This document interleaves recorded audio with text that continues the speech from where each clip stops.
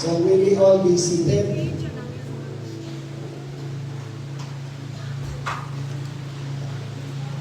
We must grab the opportunity, Pastor, na pasalamatan ang Voice of Truth.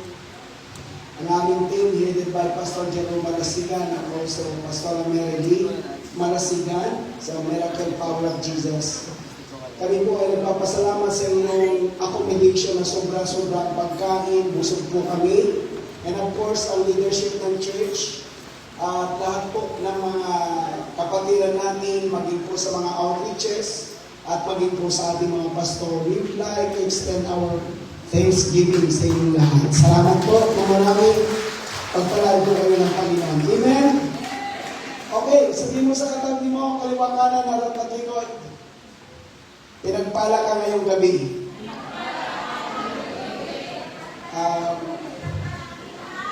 Amen. To tell you frankly, hindi lang po kami sama sa ganitong pong pagsiselebrate sa kabutihan ng ating Panginoon. Amen? Hallelujah. So, tuloy-tuloy po tayo mga kapatid sa kabutihan po ng Diyos. Minsan pa, sabi mo sa kaliwa, kanan, harap, at likod. Participate po tayo lahat. Kasi ang iba, ayaw pong sumunod. O, kaliwa at saka kanan. Sabi mo, pala ka. Palampakan po natin ang Diyos. Hallelujah. Sige po, masigaw po palakpak sa Panginoon. Hallelujah. So, without further ado, dako po tayo sa mensahe ng ating Panginoon. Mga kapatid, the Feast of Passover. Ang tawag ko po dyan ay commemorization.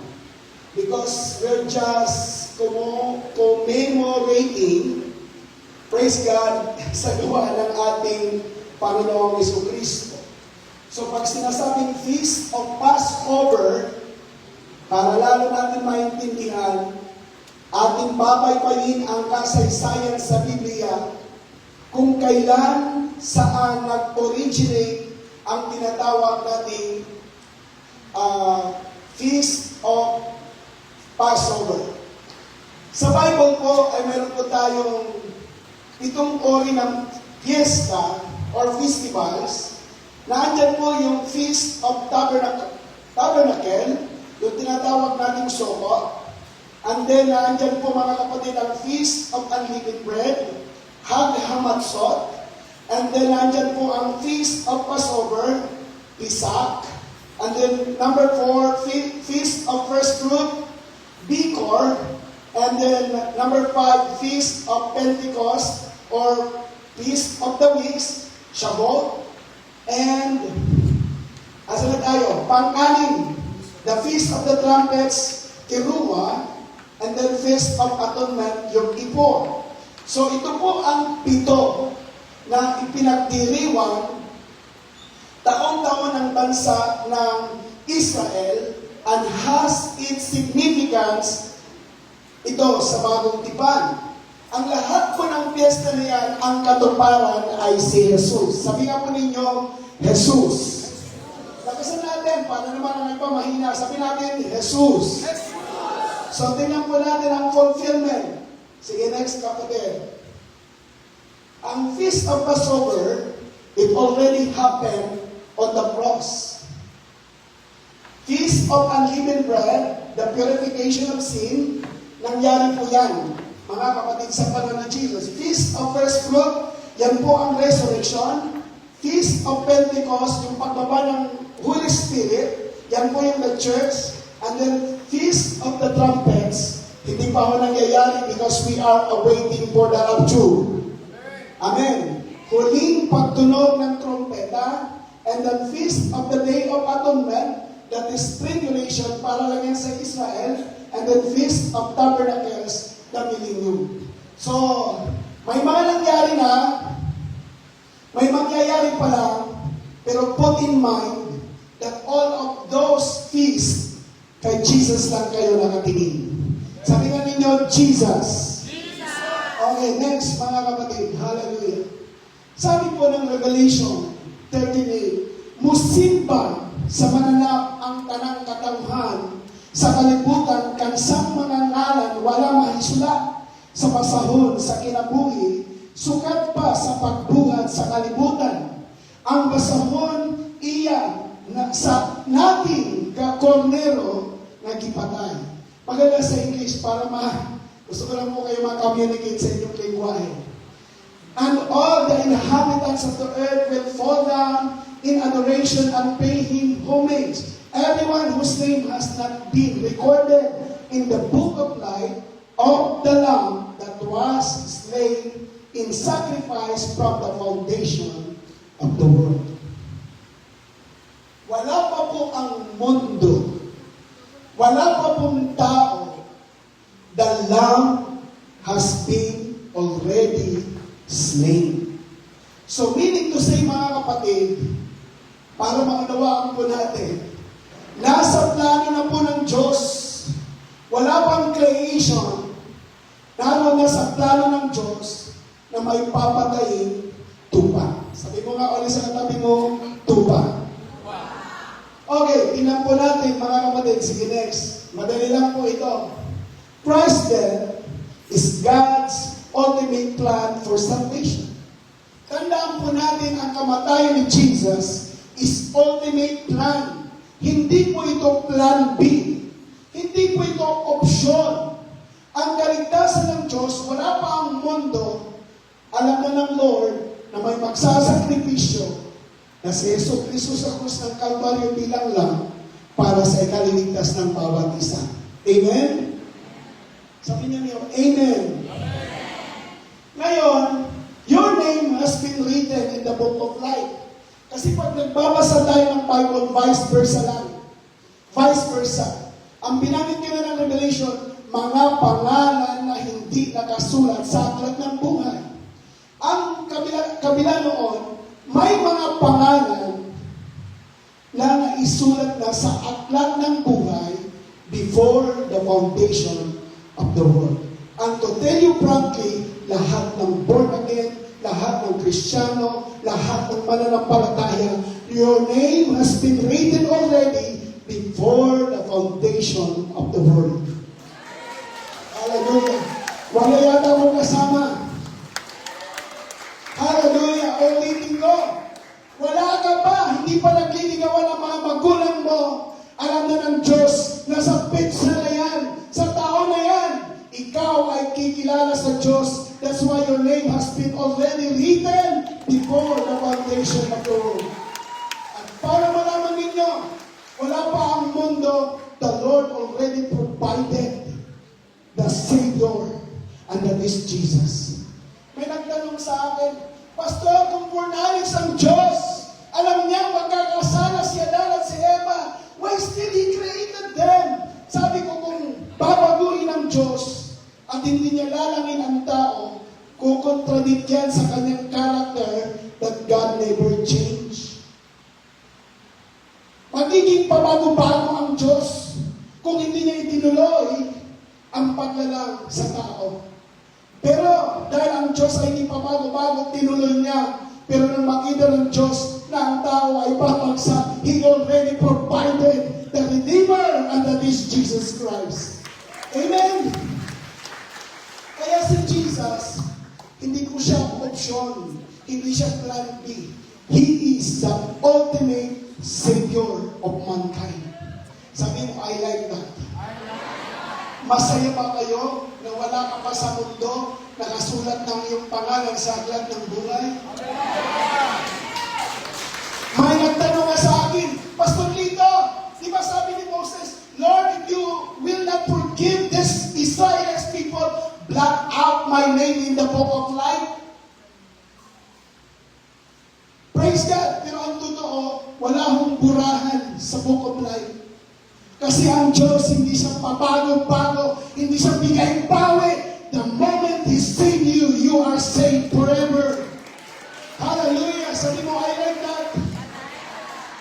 Kaya mga kapatid, tandaan po natin, maging ang mga alagad, sabi ni Lord, ang mga evil spirit parang kidlat na bumabagsak. Sabi ng Jesus, rejoice, not because the evil spirits submitted to you. Rejoice rejoice because your name are written in the book of life.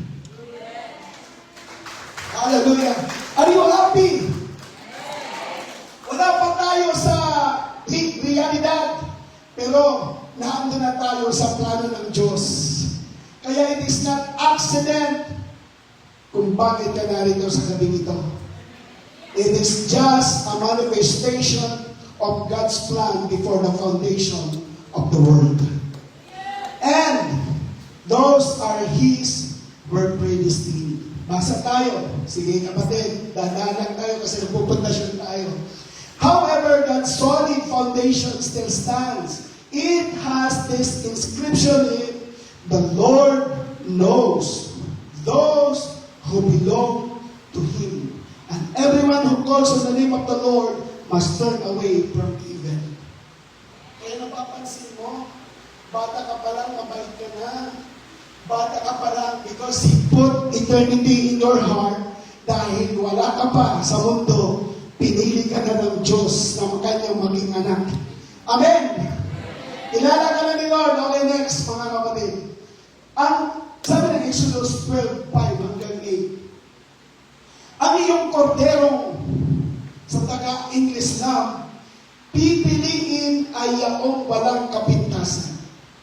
Isang lalaki na iisang taon inyong kukunin sa mga tupa o sa mga kambing at iyong aalagaan hanggang sa ika-14 na araw ng buwang ito, Nisan 14, at papatayin ng buong kapulungan sa kapisanan ng Israel sa paglubog ng araw. So dito tayo babasa ngayon, mga kapatid. Sige, next. Pag panahon ng Passover sa Israel, ang kanilang ihahandog na lang ay huhuliin na nila ng Nisan 10. And that is, mga kapatid, para malaman po natin, Wednesday. Naging Wednesday lang tayo ngayon kasi nag-move tayo. Tama? At ang lamb aalagaan, hindi na pagkakainin, nakatali na siya, naihandog kay Lord. And then after that, Nisan 14, and that is Friday. Nisan 14, Thursday, 6 p.m., papatayin na nila ang tupa. Amen? Nasusundan niyo po ako. Nasusundan niyo po ako. So 10 pa lang, huhulihin ang tupa pagdating sa 14. Actually po, ang mga tupa, pag tinignan niyo sila, pag hinuli, nakatali, hindi na sila pinapakain. If you are the lamb, maaawa ka kasi hindi na sila pagkakainin kasi intended to be offered to God. Hallelujah. Okay, next. Medyo ano po tayo? Last Supper. Ano po yung Last Supper? Ano ba ang siniselebrate nila? Actually, mga kapatid, medyo magugulat lang po kayo. This point of time, Jesus not yet died on the cross. So, dahil po ako. This point of time, Jesus not yet died on the cross. Pero, itong Last Supper, they are celebrating the Passover. Ang Last Supper, Jesus and His 12 disciples were celebrating the Passover. At ngayon, mga kapatid, as what I've said, Thursday, 6 p.m., pinapatay na po ang tupa. Anong sabi ni Jesus? Again, put in mind, di pa namamatay si Jesus. Anong sabi ni Jesus? Now, as they were eating, Jesus took bread, and praising God, gave thanks, and asked Him to bless it to their use. And when He had broken it, He gave it to the disciples and said, "Take it. This is my body." Sundan niyo po ako. Patay na ba si Jesus? Hindi pa. Pero may sinasabi niya, "This is my body." Anong hawak nila? Tinapay. And then, and He took a cup, and when He had given thanks, He gave it to them, saying, "Drink of it, all of you, for this is my blood of the new covenant, which ratifies the agreement and being poured out for many for the forgiveness of sin. So, tayo po ako, medyo dadahan tayo. On that night, nung nagsasuffer sila, o tawag natin ito, naghahapunan. Patay na po ang mga tupa. Pero sabi ni Jesus, this is my body, which is for you. This is my blood. Pero again, hindi pa po siya namamatay physically. Anong tinutukoy ni Lord? Siya bilang lamb has already slain. Mahina ulit, bilang lamb si Jesus ay patay na. Pagpapakan niyo si Lord. Hallelujah. Okay, next. Kaya nung si Jesus ay nasa cross, yan po, mga kapatid, siya po ay inihandog as lamb. Lagi natin tandaan, Jesus Christ was crucified as lamb. Sabi nga ninyo ulit, lamb. Amen? Okay, tingnan po natin. John saw Jesus coming toward him the next day and said, "Look, this is the Lamb of God who takes away the sin of the world." Hiramin ko ulit ang inyong pakinig. Nang makita ni Apostle John when Jesus Christ resurrected from the dead, ang nakita ni John, Jesus as Lamb. Sabi nga ulit, behold the Lamb of God. Palapakan natin si Lord. Isa pa, mga kapatid. Sige, next. Sabi mo dito, for us Jonah, para ma-reconcile natin, 3 days and 3 nights, so will the Son of Humanity be in the heart, figurative depths of the earth, 3 days and 3 nights. Dadalhin ko po kayo para ipundasyon natin. Sabi ng Mateo 12:40, kung paano si Jonas, 3 gabi, 3 araw, sa tiyan ng malaking isda, 3 araw din at 3 gabi si Jesus sa ilalim ng lupa. Ngayon mga kapatid, nahirapan sila. Friday, 3 p.m., namatay si Jesus at nag-resurrect siya Sunday ng madaling araw. Paano naging 3 days and 3 nights? Yan po ang hindi naintindihan. Okay, next natin. Typologically, Jesus as Lamb was laid Thursday, 6 p.m. Sabi nga po natin, typologically. Physically, Jesus as man died Friday, 3 p.m. And spiritually, Jesus bodily resurrected Sunday, 3 p.m. Hiramin ko ulit inyong pakinig. Si Jesus nag-resurrect 3 a.m. ng madaling araw ng Sunday, pero hindi pa ako siya nagpahawak because He was resurrected spiritually. Nagpahawak siya Sunday ng 6 p.m. Natandaan niyo po na nahawakan siya ni Mary, huwag mo muna akong hawakan, hindi pa ako nakakaakyat sa aking ama ng madaling araw. Pero nung gabi na, sabi nga kay Thomas, Thomas, akin na yung kamay, idaiti mo ang iyong daliri sa aking mga sugat, nagpahawak na siya. So spiritually, Jesus resurrected Sunday 3 a.m., nagpahawak na siya bodily, resurrected 6 p.m. ng Friday. Tingnan natin ang timeline, kapatid. Balikan natin ang timeline. Madali lang po ito, huwag kayong mag-alala. Typologically, as Lamb, Jesus died 6 p.m. Physically, Jesus died 3 p.m. ng Friday. And risen spiritually, Sunday, 3 a.m. ng madaling araw. And risen physically, 6 p.m. ng Sunday. Kaya kung ating susumahin, mula ng Thursday, 6 p.m. and Sunday, 6 p.m., lumalabas 3 days and 3 nights. Palapakan niyo ang Panginoon. Amen?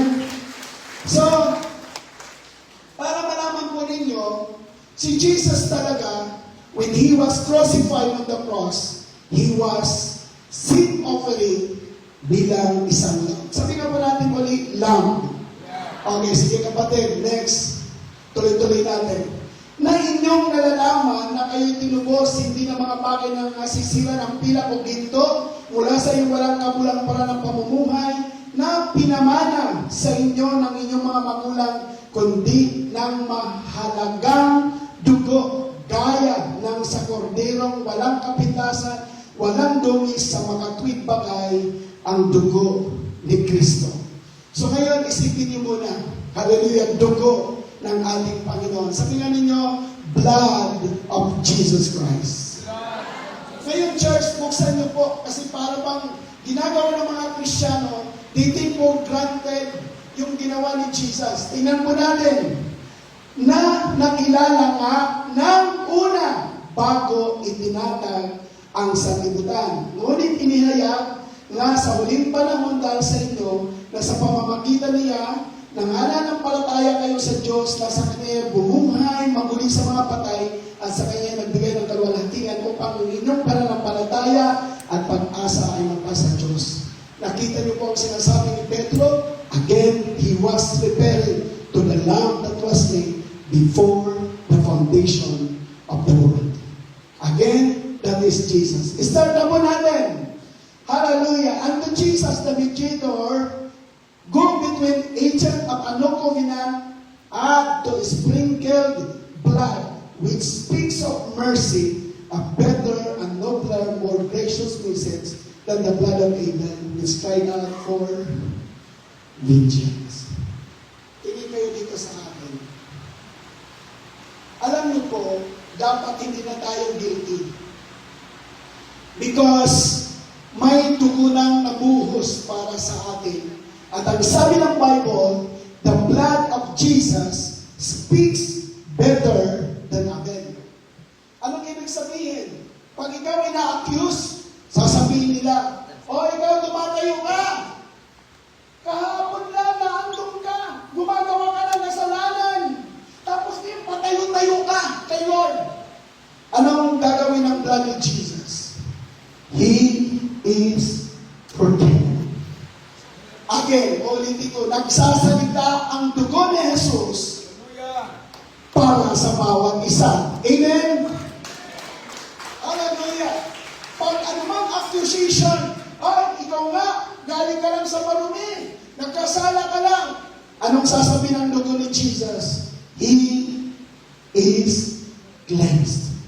Lahat po yan, mga kapatid, ng accusations, nagsasalita ang dugo ni Jesus para sa iyo. Amen? Amen? O, palapagan natin si Jesus. Okay, start tayo. Dito po tayo iikot. Passover. Sabi ng iba, anong call ng Passover? Passover. Pass-over. Lumalagpas, nilagpasan. Kaya pag naiintindihan nyo ang Passover, may problema naman because you have the blood of Jesus. Lalagpas lang yan sa inyo. Sabi mo sa kagabi mo, Passover. Okay, so we have pardon, access, acronym natin ha, yung Passover.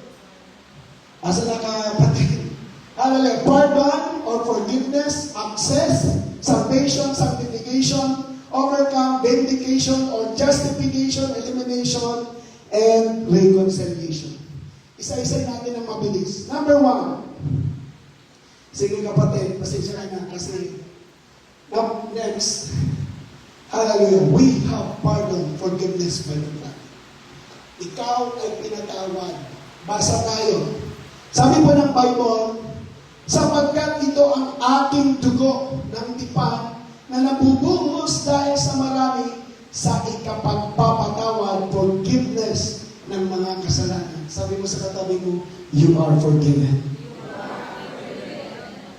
Church, tulad ng tinuro ko doon sa camp, huwag na tayong laging-lagi na, Lord, patawarin, you have already forgiven. You have already forgiven. Either past, present, future. May nagtanong sa akin, Pastor, papayag ako past, present, yung future hindi.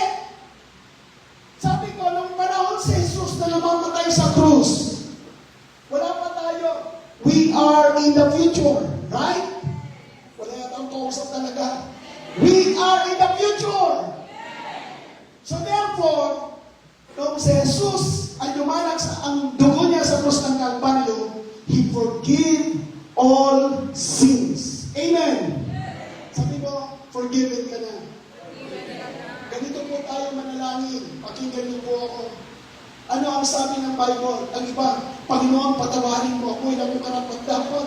Hindi, pinaging dapat ka na. Ganito po tayo manalangin. Panginoon, maraming salamat sa kapatawaran. Panginoon, maraming salamat dahil hinugasan mo ako sa lahat ng kasalanan. Ang sabi ng Bible, pray to God with thanksgiving because everything has been done. Pasasalamat na lang ang gagawin natin sa Kanya. Amen. Hallelujah. Sabi mo, salamat Panginoon. Pag kayo ba nagpasalamat at pinatawad, did you admit na nagkasala ka? O hindi yan ang masusunod. Ulitin ko, pag nagsabi ka ba kayo, Lord, salamat sa kapatawaran, did you admit that you sin? Yes! Sabi ng iba, yung sabihin, hindi ka na inatag. Ina-admit mo nga na nagkamali ka, kaya na nagpapasalamat ka na lang dahil tinapos na ni Lord sa krus ang kasalanan mo. Amen! I like that. Pangalawa, ito yan. We have access by the blood. Basta tayo. Mga kapatid, yamang may kalayaan or access na makapasok sa dagang banal sa pamamagitan ng dugo ni Jesus. Mga kapatid, tulad ng sinabi ko, sa Old Testament, kung gusto nilang tumawag sa Diyos, maghandog at sumamba sa Diyos, they need priest. Kung gusto nila ng word from the Lord, they need prophet. Pero when Jesus Christ died on the cross, He tore the veil para tayo makapasok sa dagang kabanal-banalan. And through the blood of Jesus, you have access. Sabi ko sa katabi ko, may access ka na. Amen? Sino naniniwala may access ka? May access ka sa pagpapala, may access ka sa biyaya, may access ka sa lahat ng kabutihan ng Diyos. Because of the blood of Jesus. Pangatlo, we have salvation by the blood. Common na po yan. Basta tayo. Nasa kanila, mayroon tayong katubusan o redemption, salvation sa pamamagitan ng kanyang dugo. Hiramin ko po ang inyong pangunawa. Hindi lamang po kaligtasan na hindi tayo pupunta ng impyerno, pupunta tayo ng langit. Ang kaligtasan ng Diyos ay daily basis. Pagkising mo na wala kang sakit, wala kang karamdaman, iniligtas ka ng Diyos sa mga sakit at karamdaman. Ang iyong church, araw-araw, nararanasan mo ang kaligtasan ng Diyos because of the blood of Jesus. Amen. Kasi yung parang pag-iyak, parang hindi kayo masaya. Ang iba, natutulog lang. Bukas na kabulong na. Inatake. Binangungot. Pero ikaw, gumising ka kanina ng mapayapa at ligtas because the salvation of the Lord ay nasa sa iyo. Amen. Sabi mo, I like that. Next, hallelujah. We have sanctification by the blood. Basa tayo. Kaya naman si Jesus upang mapaging banal, sanctified sa pamamagitan ng kanilang sariling dugo ang bayan.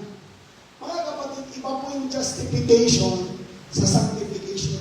Araw-araw binabanal ka. Amen? Parang atay yan na anumang toksik ang pumapasok sa iyong katawan, sinasala ng atay, ganun din ang dugo ni Jesus. Na anuman ang pagkakamali ng ginagawa, you are automatically sanctified by the blood of Jesus. Kaya minuto, oras-oras, karapat-dapat ka kay Lord. Amen? Hallelujah. Next, we overcome by the blood. Sabi mo, mananagumpay ka. O sabi mo, katabi mo, mananagumpay ka. Tingin kayo. Tingin kayo. Sa akin, gwapo naman ako ngayon.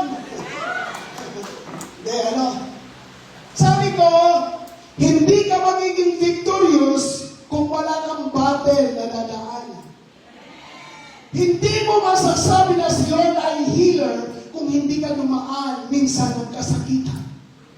Hindi mo masasabi ang Lord na provider kung hindi ka nangailangan. So, ibig sabihin, pag ikaw ay victorious, may pinagdaanan ka, kaya lang, hindi ka mananatili, magtatagumpay ka. Sino may problema? Marami-rami dito. Akala mo kayo lang, ako din. Kung problema ang pag-uusapan, mas marami ang problema. Pero ang sabi ng Bible, salamat sa Diyos na nagbibigay ng tagumpay. Pagdating ng problema, alam mo, magtatagumpay ka. Sabi mo sa katabi mo, lalampasan mo yan. Huwag na kayo masyado maging madrama. Ang ibang madrama, Pastor, hindi ko na kaya. Kaya mo! Kaya mo! Sabi nga ni Pablo, walang pagsubok na dumating sa buhay mo na hindi mo kayang lagpasan. So in other words, pag dumating sa iyo ang problema, kaya mo yan. Kaya mo yan. Sabi mo, kaya mo yan. Sa dugo ni Jesus. Palapakan natin siya. Hallelujah. Sabi niya, at siya ay kanilang dinaig, overcome, conquered dahil sa dugo ng kordero. Grabe. Because of the blood of Jesus, you become an overcomer. Sabi mo, I am overcomer. I am more than conqueror. I am victorious. I am triumphant. Pumalakpak ang mga mapagtagumpay. Sabi mo, kaya mo yan. Okay, ilungkuhin nyo sa katabi mo. Ang kaya mo yan. O, kaiba-iba. O, hindi ko sabihin sa katabi mo, kaya mo yan sa ilonggo. Palapakan natin ang Panginoon. Next. We have vindication or justification by the blood. Basa tayo. Lupa pa na ngayon, inaring ganap or justified sa pamamagitan ng kanyang dugo. Tingin kayo sa akin. Gaano man ang iyong past, gaano man karumi, gaano man kapangit, pag sinastify ka ng Lord, ibig sabihin ng justification, parang hindi ka nagkamali kailanman. Amen? Sabi mo nga, si Lord, pag nagpatawad, He will not just forgive you, He will also forget your sins. Sabi ng Bible, itatapon niyo sa kalaliman ng dagat, and He will remember your sin no more. Alam niyo po kung sino lang ang hindi nakakalimot? Asawa mo. Pagpapatawaran yan. O sige, patawarin kita sa gawa mong manimahal o nagpatawaran. Pag nag-away uli, hahalongkatin na naman ang mga nakaraan. Bakit? Ang asawa mo cannot forget. They can forgive, but they cannot forget. Tanungin mo ang asawa mo, wala yung mga mali na ginawa mo, wala nung magsama kayo, maiisa-isa yan hanggang ngayon. Pero, si Lord, once He forgive you, He will automatically forget everything. Pakapakan natin si Lord. Sabi mo nga, holy. Sabi mo, hello, holy. Mga banal tayo. Amen? Tayo yung mga santo. Okay, malapit na ako. Next, pampito. We have reconciliation by the blood. Tayo po ay may pagkakasundo sa tayo. Hallelujah. Sa pamamagitan niya, pagkasunduin o reconcile sa Kanya ang lahat ng mga bagay na pinapayapa niya sa pamamagitan ng dugo ng cross. Dati, hindi nakikinig si Lord, malayo si Lord, pero sinira ng Lord ang pader para ngayon makakasigaw na tayo ng Abba Father. Amen? Sabi mo, Abba Father. We have been reconciled. Next, praise God. At kukuha sila ng dugo. I-diretso natin ang isunod. Dito na po ako magtatapos. At kukuha sila ng dugo ni Yaon. Pagkatapos suriin, kakatayin, at ang dugo, anong gagawin? Ilalagay sa dalawang haligi ng pinto at itaas ng pintuan sa mga bahay na kanilang kakainan. At kanilang kakainin ang laman sa gabi yaon na inihaw sa apoy at tinapay na walang libadura, kakanin nilang kaulam ng mapapait na gulay. Kaya may ano dyan, may mga green vegetable, mayroon dyan laman, kakainin yun mamaya, ano? Kakainin ba yun mamaya? O magiging kayo ulit kami? Ang ginawa po nila, ang dugo ng tupa, ipapahid sa pintuan, sa taas, at sa gilid ng pintuan. Anong ginawa, mga kapatid? Sige, next. Yung 10 salot na yan, tuwing dadaan, pag may nakitang dugo ng tupa, lumalampas. Salamat sa tatlo. Dumating ang pangalawang salot, nakita ang dugo, lumampas. Hanggang pang-10 salot kamatayan. Death of the firstborn, na makita ang dugo, lumampas. That's why it become Passover. Sino po ang gusto ng Passover? Mayroon ba kayo napansin na tao nakatatapos lang ng problema, mayroon na naman? Katapos ng isa, mayroon na naman? Hallelujah! Pwede bang lumagpas ang problema sa atin? Ano ang kailangan makita ni Lord? Blood of the Lamb. Tingnan natin. Sige, next. The Lord did not check who inside the house was worthy. He checked for the blood on the doorpost. None of us is worthy, only the blood of Jesus can cover us. Hindi na chinek kung makasalanan, nagkamali, nagkasala ang nasa loob ng bahay. Basta ang nakita lang ng Diyos, yung dugo na nakaguhit sa poste ng kanilang bahay. Amen? Amen! Amen! Sige, malakas na palakpak kay Lord! Hallelujah! Sabi mo, thank you for the blood! Okay, next, hallelujah! Tingnan niyo po sa Revelation. Anong itsura ni Jesus? He is dressed in a robe dyed by dipping in the blood. Pag makikita mo sa Revelation si Jesus, ang kanyang suot na damit parang nakababad sa dugo. Sundan niyo po ako, ha? Ang damit ni Jesus ay robe na sa Bisaya kasi sa walay tigmak sa dugo. Praise God, yung basa ng dugo ang damit ni Jesus. At alam niyo po, sabi ng Bible, next, praise the Lord. Sige po, balikan muna natin yan. Verse. He is dressed, next isang verse kapatid, yung sumunod na verse. For as many of you were baptized into Christ, into spiritual union and communion with Christ, the anointed one, the Messiah, have put on, clothe yourself with Christ. Tadadahanin ko po, lahat daw ng mga born again, ang kasubutan ni Jesus na robe, isinuot din sa iyo. So, ibig sabihin, you are now clothed with the blood of Jesus.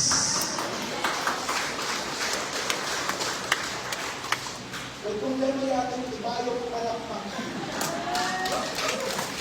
Ang sabi ko, you are now clothed with the blood of Jesus. Hallelujah! At anong sabi ng Bible? Sabi niya, and if you belong to Christ, or in Him who is Abraham's seed, then you are Abraham's offerings and spiritual heirs according to the promise. Pakinggan muna natin yan, sister. Clothed in Christ, our lives, families, properties, possessions, every business, covered by the blood of Jesus. Malulugi ang lahat, pero ikaw hindi naapektado. Because you are covered. Sinabi ko po ang inyong pangunawa, mga kapatid, now that you are clothed with the cloth of Jesus, deep in the blood of Jesus Christ. Lahat ng apakan po ninyo, pagpapalain ng Diyos. Lahat ng awakan ninyo, sino mga estudyante? Sino po mga estudyante? Taas mo kayo ng kamay. Lahat ng mga estudyante, ang school nyo pinagpapala, hindi dahil sa kanila, dahil sa iyo. Grabe. Sino ang may pamilya pa? Dahil hindi po maatin ang mama mo, ang papa mo, ang mga kapatid mo, dahil ikaw ay umaatin, kasama silang protektado. May nagtanong sa akin, Pastor Lito, kung may naligaw bang Egyptian doon sa bahay ng Ehipto, ng Israel, lalagpasan ba? Sabi ko, oo! Oo! Amen? In other words, who belongs to your family, yan mga hindi pa mananampalataya because of you. Sabi mo, because of you. Palapakan natin ang Panginoon. Next. Pakinggan natin ang verse, kapatid. Wala na po akong verse, yun na lang. Hindi na yung verse. Huwag kayo mga, naku, matagal na naman yata. Yun. Sabi mo dito, then you are Abraham's offerings and spiritual ears according to the promise. Sabi mo nga, promise. Lakasan nyo, promise. Itinanong ko po ito sa iyo. Sige, next. Sabi ni E.R. Bernard, 8,000 from Old Testament hanggang New Testament, 8,810 promises. Ako, mausisa ako. Dinivide ko ng 365 days. Di ba mayroon tayo 365 days a year? Alam niyo po kung ilan ang lumabas? 24.40 a day na pangako. Inaalala ko, di ba doon sa isang araw may 24 hours kami? Lumalabas! Bawat oras may pangako ang Diyos sa buhay natin.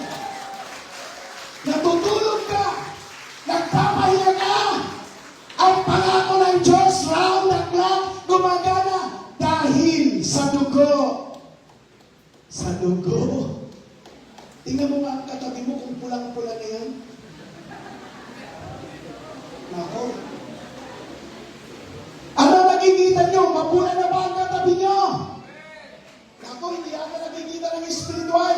Nakikita nyo ba ang katabi nyo pulang-pula na sa dugo ni Jesus? Palapakan natin ang Panginoon.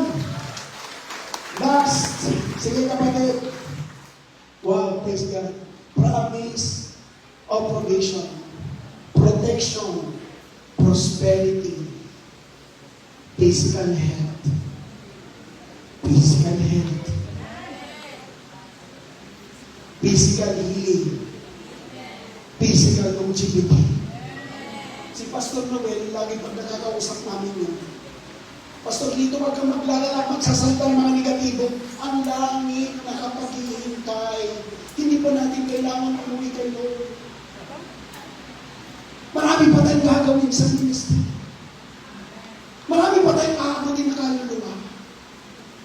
Kaya pag may sakit ka, ang sasabihin mo, balot ako sa dugo ni Jesus at tagapagmana ko ng pangako at ang pangako niya, magaling ako. Hallelujah! Sino ang mga tagapagmana ng pangako? Dahil yan sa dugo ni Jesus. Amen? And possession, providence. Ako po hindi ako parang mainggit. Mga kaibigan ko, yumayaman, nang yumayaman. Ako mga kapatid, para malaman ko, ang ganda ng panawagan sa akin ng Diyos. And Satan is trying to kill me several times. Pero hindi na ako mapatay-patay. Kasi makakarating pa ako sa voice of truth.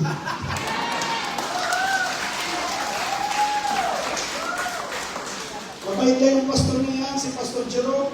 Ayaw ko na lang magpa-check up. Gusto ko na talaga pumatay. Nag-live pa naman ako, lagi may camera ganyan. Si Pastor Noel, Pastor, gabi-gabi nakikipagkape sa bahay. Kasi baka si Pastor dito magpapamatay. Sa dami ng pinagdaanan ko sa buhay, wala na akong dahilan para mabuhay. Pero sabi ng Lord, my son, I appoint you to ministry. At anumang lalang ng kaaway, pilit ka mang patayin, saktan, durugin, apakan, hindi sila magtatagumpay. Amen? Kaya sabi ni Pablo, nanapasan, pero dito nung nalulungkot, yes, makakaranas ka minsan ng problema, pero hindi ka matatalo ng problema kasi may Diyos kang kasama. Position, providence, makakaranas ka ng paggalaw at pagkilos ng Diyos. Amen? Amen po ba? Amen! Sabi mo, I like that. Tayo lahat. Church, hindi na po ako mag-altar call pass. Awit na lang tayo. Pero this evening, look at yourself. Nasuot-suot ang robe ni Jesus na balot ng dugo. Amen? Amen? Hallelujah. Asa na ba mga gwapo natin positions? Sige, alam naman na po ninyo praise God. Yung tinawag na ko lang doon sa hallelujah. All the angels cry, I'm crying holy. Hallelujah. Pwede ba natin taas ang ating dalawang kamay? Again, church, tingnan mo ang sarili mo. Napalot ka ng dugo ni Jesus.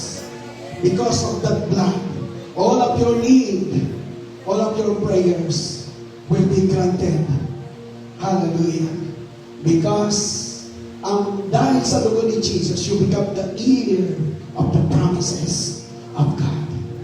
Lahat ng promise ni Lord, ikabubuti mo, ikagaganda mo, ikauunlad mo. Because, sabi nga, wala siyang plinano na makakasakit sa sino man. All of His plans, I know the plans I have for you, are plans to prosper you, not to harm you, to give you hope and future. Amen? Sige po, amin tayo. Hallelujah, Jesus. Sige. Thank you.